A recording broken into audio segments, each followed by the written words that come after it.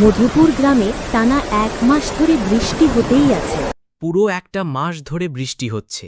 মাঠে যা ফসল ছিল সব নষ্ট হয়ে গেছে, ঘরেও যেটুক খাবার ছিল সব শেষ হয়ে গেছে।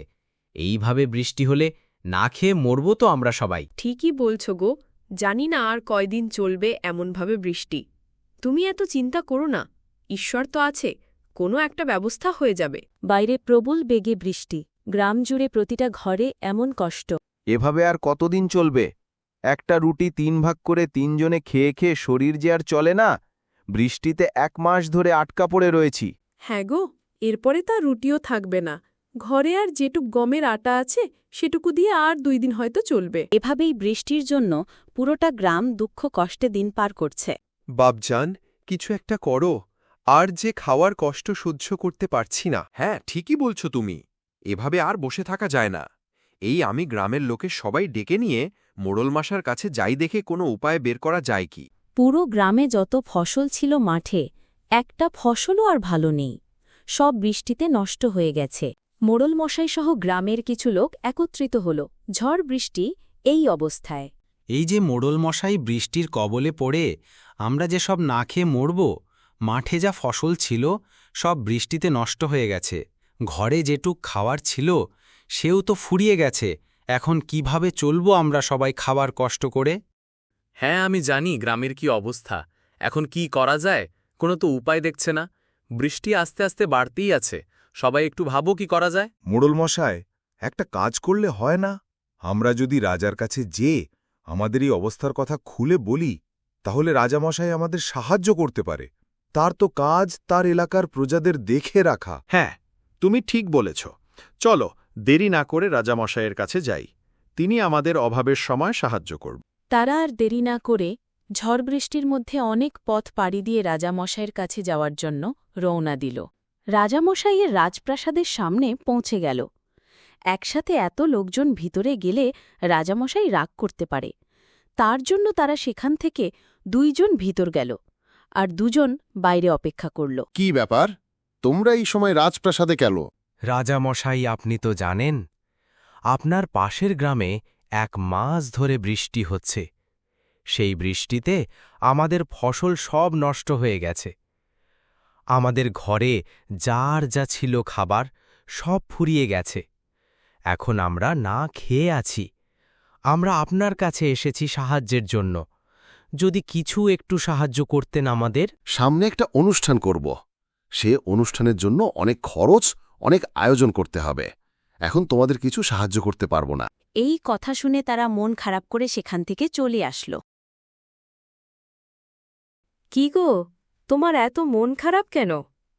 গ্রামের লোক সব একসাথে হয়ে কি চিন্তাভাবনা করলে? কোনো উপায় কি হলো?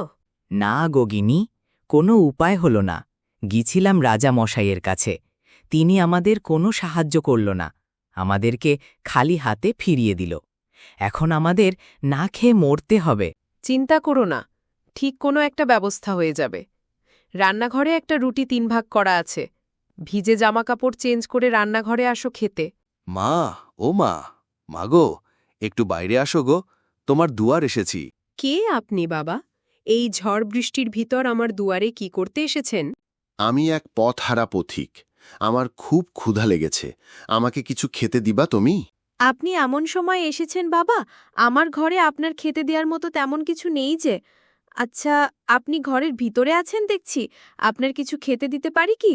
তাই বললে সাধু বাবা ঘরের ভিতর আসল। বাবা, আপনি একটু বসেন, আপনার জন্য আমি খাবার আনছি। সে তাই বলে যে তাদের জন্য যে একটা রুটি ছিল 3 ভাগ করা, সেই রুটিটা পুরোটা নিয়ে আসলো সাধু বাবার দেওয়ার জন্য। এই নেন বাবা, আমার ঘরে একটাই রুটি ছিল, এটা আপনি খান। আর কিছু নেই আমার দেয়ার মতো। না মা, আমার রুটি লাগবে না।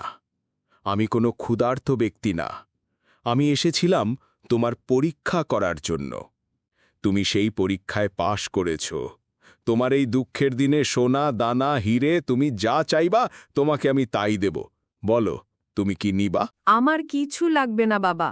এই 1 মাস ধরে বৃষ্টি হচ্ছে, এই বৃষ্টিটাকে আপনি থামিয়ে দিন, এতে আমি সন্তুষ্ট। ঠিক আছে, তুমি যেমনটা চাইবা তেমনটাই হবে।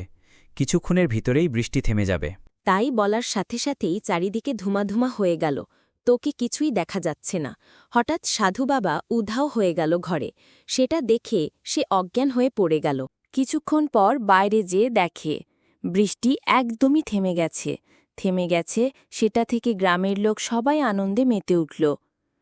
আবার সবাই ভালোভাবে জীবনযাপন করতে শুরু করল। মধুপুর গ্রামে এক অত্যাচারী রাজা ছিল। এই যে মন্ত্রী, এবারের খাজনা কি আদায় হয়েছে সব ঠিকঠাক? না রাজা মশাই, আমি গেছিলাম গ্রামে, এবার কেউই খাজনা দেয়নি এখনো। এত বড় সাহস গ্রামের লোকের, এখনও কেউ খাজনা শোধ করেনি? রাজামশাই, আপনি তো জানেন এবারের বৃষ্টিতে গ্রামের সকল ফসল নষ্ট হয়ে গেছে। কিভাবে দেবে খাজনা গরিব কৃষকরা? তুমি চুপ করো তো, আমি অত কিছু জানি না। আমার খাজনা লাগবে। রাজামশাই, আপনি কোনো চিন্তা করেন না, আমি আজ গ্রামে যেয়ে খবর দেব। গ্রামের প্রত্যেককেই খাজনা শোধ করা লাগবে 2 দিনের ভেতর। যেই কথা সেই কাজ। মন্ত্রীও একটা সেপাই দুজন গ্রামে চলে আসল। গ্রামে এসে গ্রামের লোকদেরকে জানালো 2 দিনের ভিতরে খাজনা শোধ করা লাগবে, নাই গ্রামের সকলের হাল খুব খারাপ হবে। সেই কথা শুনে তারা দুজন ভয়েতে গ্রামের বটতলার দিকে তাড়াতাড়ি চলে গেল খবর দেওয়ার জন্য। এই যে তোমরা বসে আড্ডা দিচ্ছ, ওইদিকে খবর শুনেছ?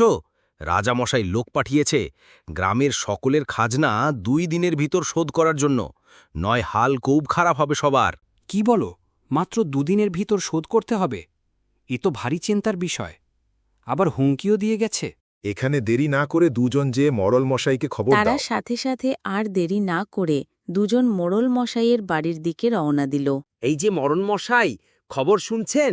রাজামশাই লোক পাঠিয়েছিল 2 দিনের ভিতর গ্রামের সকলের খাজনা শোধ করে দিতে হবে, নাহলে আমাদের হাল খুব খারাপ হবে, হুমকি দিয়ে গেছে। এ তো দেখছি ভারী চিন্তার বিষয়। বটতলায় সকলকে ডাক দাও, সবাই একসাথে বসে কিছু চিন্তাভাবনা করতে হবে, কি দিয়ে কি করা যায়। তারা ওখান থেকে যে গ্রামের সকলকে বটতলায় ডাক দিল। এই যে গ্রামবাসী সবাই জানো তো, রাজা খবর পাঠিয়েছে 2 দিনের ভিতর খাজনা শোধ না করতে পারলে গ্রামের লোকের হাল খুব খারাপ হবে। এজন্যই সবাইকে এখানে ডাকা হয়েছে, ঈদে কি করা যায় সেটা ভাবার জন্য। আমাদের তো এই বছর বৃষ্টিতে সকল ফসল নষ্ট হয়ে গেছে। কিভাবে 2 দিনের ভিতরে খাজনা শোধ করব? এটার তো কোনো উপায় দেখছি না। হ্যাঁ, ঠিকই বলছ, আমাদের ঘরে তো একটা কানাকড়িও নেই, আতপেটা খেয়ে দিন চলছে। কিভাবে দেব 2 দিনের ভিতরে খাজনা? এটা তো কোনোভাবেই সম্ভব না। এখন দেখছি সেই বেশ রাজামশার হাত পায়ে ধরা ছাড়া আর কোনো উপায় নেই। আবারও প্রবল বেগে বৃষ্টি হতে শুরু করল। এই বৃষ্টির ভিতর 2 দিন পার হয়ে গেল। গ্রামের কেউই খাজনা দিতে পারল না। 2 দিন পার হয়ে যাওয়াই কথা মতো রাজার লোকজন গ্রামে গেল খাজনার উদ্দেশ্যে। এই যে তোমাদেরকে 2 দিন সময় দেওয়া হয়েছিল, এবার তোমরা যা যা খাজনা তাড়াতাড়ি দাও। ওইদিকে রাজামশাই অপেক্ষা করছে আমাদের জন্য। মন্ত্রী মশাই, আপনি তো জানেনই এবছর বৃষ্টিতে আমাদের সব ফসল নষ্ট হয়ে গেছে। আমাদের কাছে যে কোনো কানাকড়িও নেই, কিভাবে শোধ করব আমরা খাজনা? অত কিছু আমরা জানি নে। রাজা মহাশয়ের আদেশ খাজনা নিয়ে আসা। খাজনা না দিলে রাজামশাইয়ের কাছে যেয়ে জানাবো, তিনি যে সিদ্ধান্ত নিবেন তাই হবে। তাই বলে সেখান থেকে রাজার লোকজন সব রাগ করে চলে আসে গ্রামের লোকে খাজনা না দেওয়াই। সেই কথা মন্ত্রীমশাই রাজাকে জানাল। রাজামশাই, 2 দিন পার হয়ে গেল, গ্রামের লোক কেউ খাজনা দেয়নি। কি বললে তুমি? এত বড় সাহস হয়েছে গ্রামের লোকের? আমি খবর পাঠানোর সত্ত্বেও কেউ খাজনা দেয়নি? সেনাপতিকে ডাক দাও, গ্রামে চলো, আমি যাব গ্রামে। যারা যারা খাজনা দিইনি সকলের জমি আমি দখল করব। সেনাপতিকে নিয়ে রাজামশাই ও মন্ত্রী গ্রামের মাঠের দিকে রওনা দিল জমি দখল করতে। এই যে গ্রামবাসী, তোমাদেরকে 2 দিন সময় দিয়েছিলাম খাজনা দেওয়ার জন্য, তোমরা কেউই খাজনা দাওনি। তাই আমি সিদ্ধান্ত নিয়েছি তোমাদের সকলের জমি খাজনার মূল্য হিসেবে দখল করব। রাজামশাই, এমনটা করবেন? আমাদের এই জমিটি শেষ সম্বল। জমিটাও যদি নিয়ে নেন তাহলে আমরা কি খেয়ে বাঁচব? বউ বাচ্চা নিয়ে কিভাবে চলব? দয়া করেন রাজামশাই, এমনটা কইরেন না। রাজামশাই, এই বছর আমাদের সব ফসল নষ্ট হয়ে গেছে বৃষ্টিতে, এই জন্য আমরা কেউ খাজনা দিতে পারিনি। সামনের বার ভালো ফসল হলে সব খাজনা একসাথে দিয়ে দেব। দয়া করেন, আমাদের ওপর একটু দয়া করেন। আমি কারোর কথা শুনতে চাই না, আমি যেটা বলবো সেটাই হবে। সেনাপতি, তুমি জমির সব দখল নাও। জমি দখল নিতে যেতেই এক অলৌকিক শক্তির আগমন হল। চারিদিকে ঝড় উঠেছে, সব দিকে পুরো ধুমধুমো হয়ে গেল। কেউ কিছু দেখতে পারছে না। তার ভিতর থেকে বেরিয়ে আসলো এক যমদূত। তোর মরণ ঘনিয়ে এসেছে, তোকে আমি নিতে এসেছি। তোর পাপের ঘড়া পূর্ণ হয়েছে। ওরে বাবারে, এ কি বলো তো নে? হ্যাঁ, তোর এটাই ছিল শেষ পাপ কাজ। সেই পাপটা করে ফেললি, আর তোর পাপের ঘড়া পূর্ণ হল। তাই আজ এক্ষুনি তোকে আমি নিয়ে যাব আমার সাথে। দয়া করেন, আমাকে নিয়ে যেও না, দয়া করেন। আমিও জমি দখল করব না। আমি কখনো এদের থেকে আর খাজনাও নিব না। গ্রামের সকল গরিবদের আমি দেখে রাখব, তাদের কখনো কষ্ট পেতে দেব না। আমি ভালো হয়ে যাব, দয়া করেন আমার। ঠিক আছে, শুধু এই গ্রামবাসীর দেখা রাখার জন্য তোকে আজ ছেড়ে দিলাম। যদি এরপর কখন আর একটা পাপ কাজ করিস, সেদিনই হবে তোর শেষ দিন। এরপর থেকে গ্রামবাসী সকলেই হেসে খেলে খুব আনন্দে বসবাস করতে লাগল। কেমন লাগলো আমাদের কার্টুন ভিডিওটা? এমন আরও ভিডিও পেতে আমাদের চ্যানেলটি সাবস্ক্রাইব করে পাশে থাকুন। এক গ্রামে বাস করত এক কৃষক। তার পরিবারে ছিল তার একটা মেয়ে ও তার বউ। তাদের সংসার চলত এই ট্রাক্টর দিয়ে মানুষের ভুঁই চষে।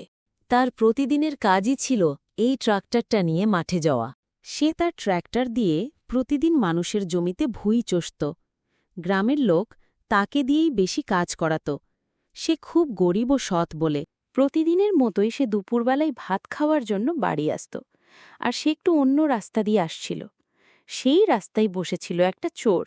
চোরটা ট্রাক্টরটা দেখে ভাবতে লাগল, এই ট্রাক্টরটা আমার চুরি করতে হবে। যেই কথা সেই কাজ। সে সাথে সাথে উঠে ট্রাক্টরটার পিছন পিছন যেতে লাগল।